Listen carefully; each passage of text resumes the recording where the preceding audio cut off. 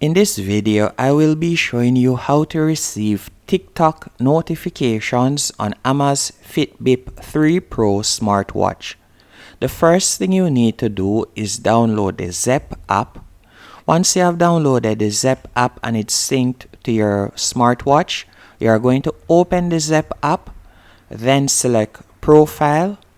After selecting Profile in the bottom right hand corner, you are going to tap on Amazfit Bip 3 Pro.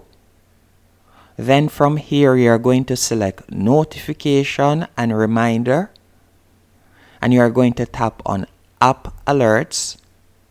Then you will see TikTok. You are going to simply toggle it on, and that's it.